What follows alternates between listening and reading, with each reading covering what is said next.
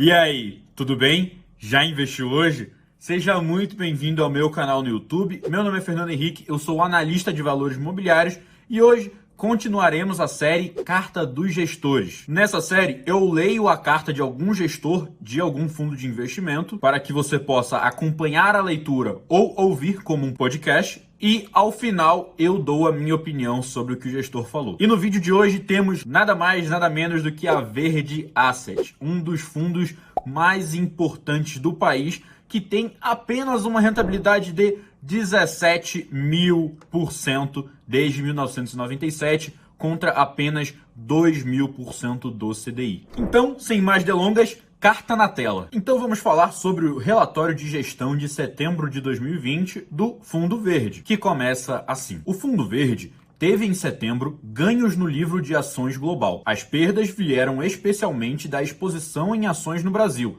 com pequenas contribuições negativas também dos livros de moedas e renda fixa. Nesse relatório, focaremos no Brasil e no tema que ao longo das últimas semanas e meses, trimestres e anos domina a cena, o fiscal. Como se o país andasse em círculos e sempre retornasse ao ponto de partida, mas com uma dívida mais alta e os mesmos problemas na qualidade dos serviços públicos e no atendimento das demandas da sociedade. Após o grande avanço do arcabouço institucional que rege o fiscal no Brasil durante a administração Temer e após a reforma da Previdência de 2019, havia margem para otimismo em relação à solvência do Estado, com melhora progressiva no déficit primário, queda da taxa de juros, retomada do crescimento e começo da estabilização da dívida. Como se sabe, a pandemia pegou o Brasil no meio da travessia e impôs um custo fiscal elevado sobre níveis anteriores já desconfortáveis. Por um lado, a parada súbita da economia com o distanciamento social provocou queda muito intensa da arrecadação de impostos, e só com isso o déficit público já teria aumentado de maneira expressiva. Por outro lado, a estratégia de enfrentamento da crise econômica e social gerada pela pandemia contou com um forte aumento do gasto público sob o formato, principalmente, de transferência de renda, em particular na forma do auxílio emergencial. Foi uma reação fiscal típica de primeiro mundo, isto é, num volume de recursos públicos que só poderiam ser bancados por um país desenvolvido. No gráfico 1, abaixo, temos o gasto no combate aos efeitos da pandemia por país. Vê-se claramente que o Brasil é um dos emergentes que mais gastaram nessa pandemia, apenas comparável a alguns países desenvolvidos. A maior parte dos países emergentes sequer ficou próximo do tamanho do gasto público brasileiro. Detalhe: praticamente todos os países que tiveram gasto com a pandemia maior do que o Brasil têm taxas de juros próximas de zero. Gráfico 1. Gasto no combate aos efeitos da pandemia em porcentagem do PIB. Medidas fiscais de combate à pandemia. No gráfico, o Brasil está praticamente junto com Chile, Alemanha, Canadá e Peru, e só é superado por Suécia, Estados Unidos, Dinamarca, Singapura, Japão e Nova Zelândia. O problema brasileiro, na verdade, é a combinação de um gasto na pandemia extremamente elevado para o nosso padrão de renda, com um nível inicial de endividamento muito acima. No gráfico 2 abaixo,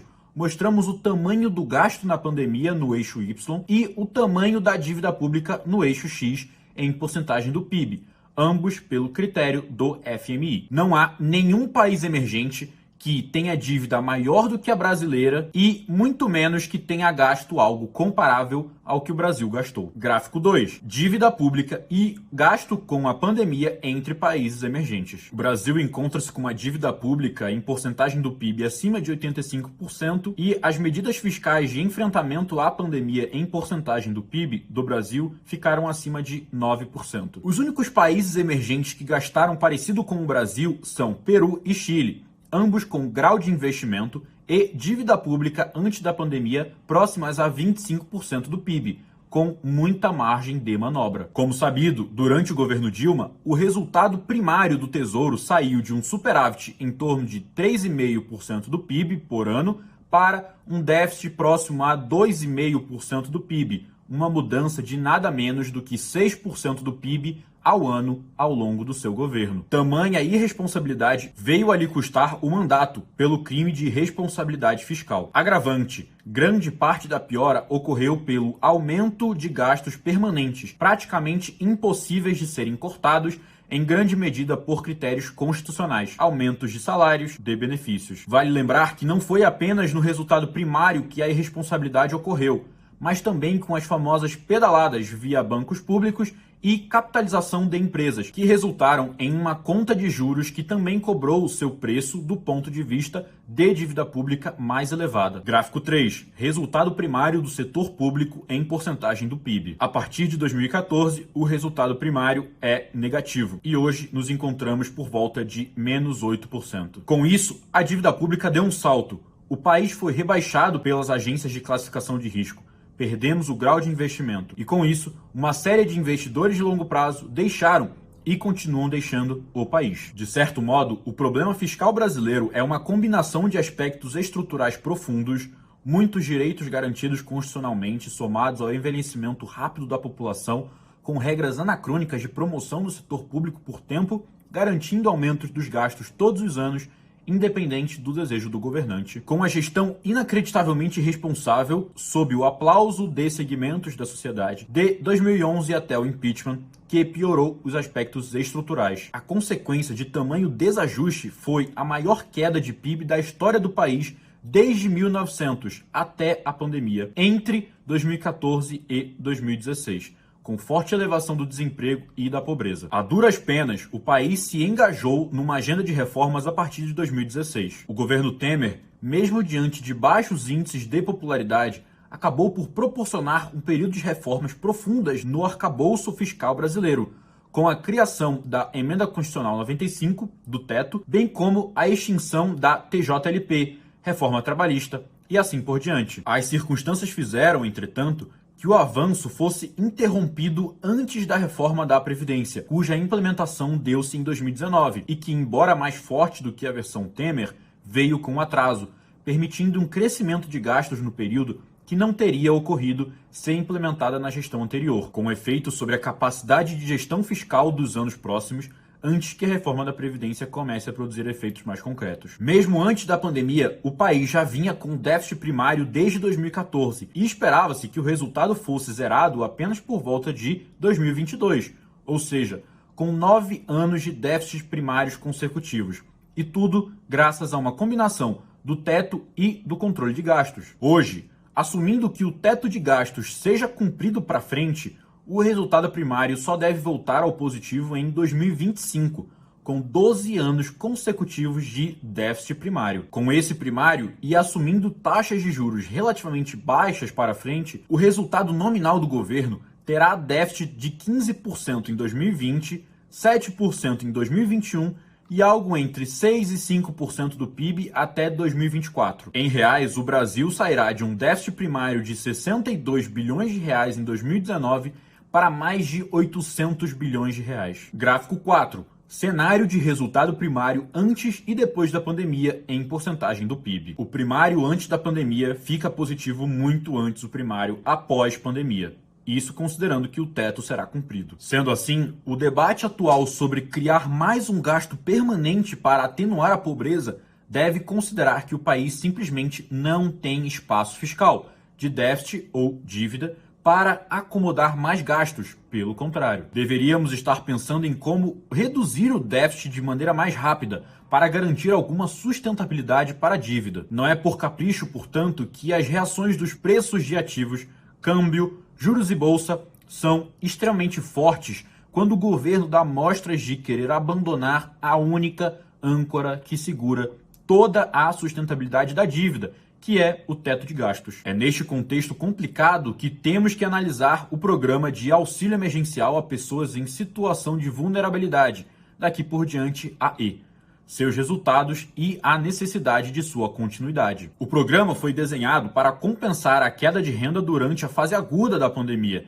evitando os efeitos de segunda ordem da queda da economia. Este estudo visa a olhar o que ocorreu com a renda dos domicílios no Brasil desde o auge da crise, concluindo que há motivos de otimismo com o grau de recuperação da renda e, portanto, com a capacidade do Brasil fazer a transição para 2021 com a expiração do AE. Os gráficos e análises a seguir estão baseados nos microdados da PNAD Covid, feita pelo IBGE a partir de maio. O ponto de partida é a comparação do rendimento efetivamente recebido pelos domicílios no Brasil em relação ao rendimento habitualmente recebido. A diferença entre eles reflete, em grande medida, a perda de renda provocada pela pandemia. O gráfico 5 abaixo mostra que, em maio, a renda do trabalho de todos os trabalhadores caiu a 82% do que habitualmente era recebido, ao passo que, em agosto, a renda já havia se recuperado a 89% dos rendimentos habituais, ou seja,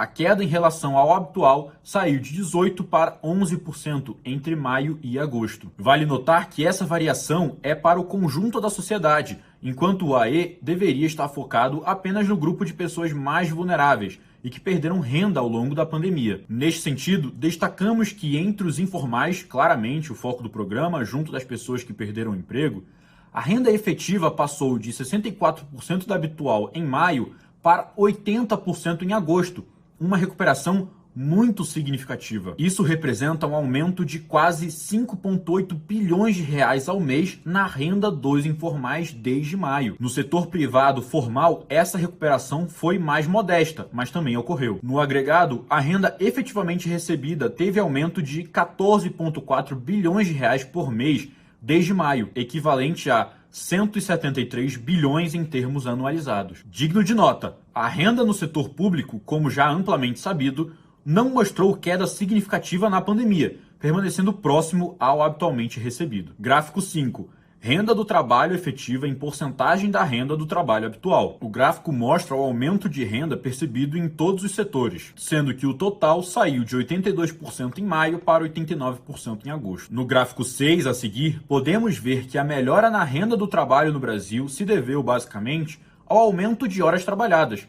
Ou seja, conforme a sociedade foi se adaptando à presença do vírus, as pessoas foram voltando ao trabalho e, com isso, recompondo a sua renda. No total, as horas trabalhadas hoje estão apenas 15% abaixo das horas habituais, contra 31% em maio. Digno de nota mais uma vez, o setor público foi o segmento em que o número de horas trabalhadas teve o menor aumento, apenas 11 pontos percentuais desde maio. Não só, mas em agosto ainda era o setor com o menor número de horas trabalhadas em relação ao habitual. Combinando o gráfico de renda com o gráfico de horas, fica patente a necessidade urgente de uma reforma administrativa que contemple a todos os funcionários públicos, atuais e futuros.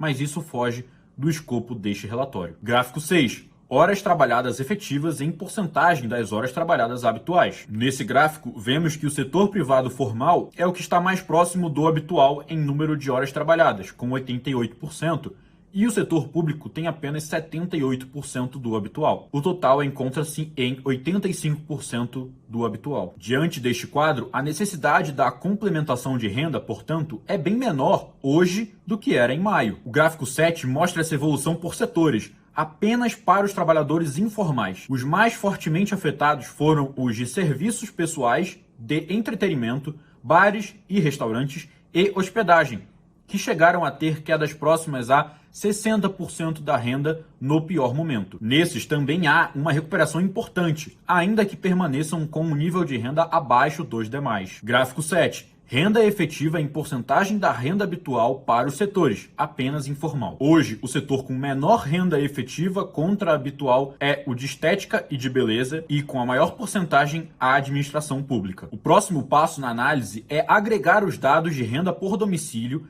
e ver em que medida o auxílio emergencial atuou para recompor a renda perdida e qual a intensidade desta recuperação. Para isso, olhamos os microdados no nível do domicílio e separamos os que receberam o auxílio emergencial dos que não o receberam no gráfico 8. Os domicílios que não receberam auxílio emergencial tiveram queda menor de renda em relação ao habitual, como esperado. Mas aqui também houve progresso, de 85% do rendimento habitual para 92% no período, linha vermelha. Entretanto, o maior progresso se vê mesmo na renda do trabalho dos domicílios, que receberam o benefício, o que é uma excelente notícia na Barra Azul. Em maio, a renda do trabalho dos domicílios que receberam o auxílio emergencial foi de 71% do habitual, ao passo que em agosto essa renda subira a 83% do habitual. Quando se soma o volume de recursos do auxílio emergencial barra amarela, temos que os domicílios que receberam o auxílio emergencial tiveram um ganho de renda de 38% em relação à renda total habitual no mês. Isto é, o auxílio emergencial muito mais do que compensou a queda da renda do trabalho e, efetivamente, fez com que houvesse um ganho muito expressivo de renda nos domicílios. Gráfico 8. Rendimento do efetivo em porcentagem do habitual por domicílio. O gráfico mostra que as pessoas estão recebendo mais dinheiro hoje do que antes da crise, com 138% do habitual por domicílio. Há um aspecto importante a ser destacado. Segundo a PNAD Covid, a soma dos auxílios emergenciais efetivamente recebidos no mês de agosto foi de 27,5 bilhões de reais. Pela execução do Tesouro Nacional, sabe-se que foram efetivamente pagos no mês um valor de 45,4 bilhões de reais a título de auxílio emergencial, de modo que é possível que os dados de recebimento por parte dos domicílios capturados pela PNAD Covid estejam subestimados. Apenas como um exercício, se somássemos a renda do trabalho, o gasto reportado pelo Tesouro Nacional com o pagamento do auxílio emergencial, ao invés do dado capturado pela PNAD Covid, a renda total efetiva dos domicílios em agosto teria sido de 174% da renda habitual, na média de todos os domicílios que receberam auxílio emergencial. Usando esta metodologia, a renda dos domicílios que receberam o auxílio tiveram um aumento de 74% em relação ao que era a renda habitual, o que mostra que o programa teve um gasto muito maior do que o que seria necessário apenas para compensar a queda sofrida em decorrência da pandemia. Diante disso, qual teria sido o valor por adulto do auxílio emergencial que faria com que a renda dos domicílios fosse exatamente igual à renda habitual? Evidentemente, dadas as incertezas em relação ao que a PNAD está efetivamente capturando de recebimento do auxílio emergencial, mas com base nos microdados, estimamos que, em agosto, o auxílio emergencial poderia ter sido de R$ 188 por adulto, para que, na média dos domicílios que o receberam, a renda efetiva fosse exatamente a renda que o domicílio recebia habitualmente. Vale, por fim, destacar que essa situação era a reportada em agosto, e o que temos de concreto é que provavelmente o grau de mobilidade seguiu subindo ao longo de setembro, e provavelmente deve continuar subindo conforme o controle da pandemia se consolida. Não apenas, mas dado o avanço dos estudos clínicos das vacinas disponíveis, é bastante razoável assumir um cenário em que a mobilidade deve continuar a crescer de maneira importante no primeiro trimestre de 2021, fazendo com que a necessidade de gastos com auxílio emergencial venha a se reduzir ainda mais. Adicionalmente, a própria estrutura de incentivos dada pelo auxílio emergencial afeta a decisão das pessoas de buscar ativamente trabalho. Quanto maior o auxílio, menor o incentivo dos domicílios de buscarem trabalho. Com um benefício de R$ 600 por adulto, apenas o auxílio emergencial representava, na média, 91% da renda média efetiva dos domicílios que recebiam benefício, segundo nossa estimativa, usando os dados do Tesouro para o total de pagamentos de auxílio emergencial. Desta maneira, a decisão acertada do ponto de vista fiscal e do propósito do programa de compensar emergencialmente a renda perdida durante a pandemia é a de efetivamente descontinuar o programa a partir de janeiro, sem que isso tenha impactos profundos na renda recebida em relação ao que se observava antes da pandemia. Por mais meritório que seja, o propósito do auxílio emergencial não é o de reduzir a pobreza pré-existente no Brasil. Não é função de um programa emergencial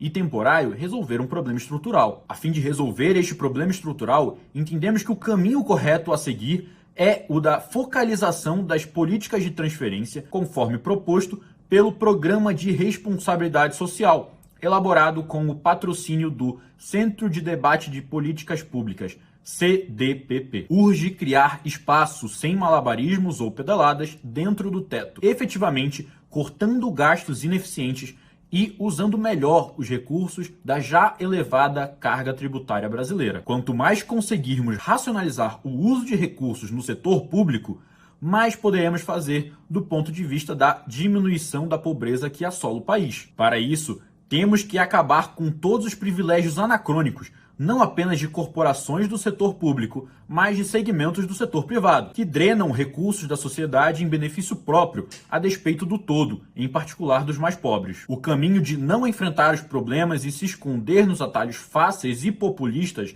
só nos levará a mais miséria no futuro. Em relação à sustentação da demanda adiante, quando da descontinuidade do auxílio emergencial, vale ressaltar que houve queda de consumo muito sensível ao longo dos últimos meses, apesar do aumento do rendimento dos domicílios, o que resultou num aumento substancial da poupança das famílias. Esta poupança servirá de amortecedor para o fim do auxílio emergencial, especialmente se houver confiança na solidez da economia e das contas públicas. E bom, finalizada a leitura da carta, meus comentários. Primeiro, não tem como negar que o problema fiscal é grave no país. Mas vamos do começo. O que é política fiscal para começo de conversa? Política fiscal é o conjunto de medidas adotadas pelo governo para arrecadar dinheiro e gastar dinheiro. Então, no final das contas, é como que o governo está recebendo e como que ele está gastando. E eu vou mostrar um gráfico agora que é uma outra forma de se ver o gráfico 3 que foi trazido pela Carta do Fundo Verde.